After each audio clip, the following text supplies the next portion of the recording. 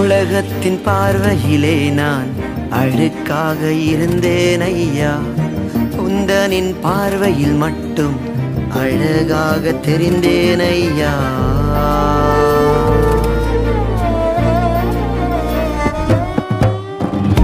உலகத்தின் பார்வையிலே நான் அழுக்காக இருந்தேன் ஐயா, உந்தனின் பார்வையில் மட்டும் அழகாக தெரிந்தேன் ஐயா.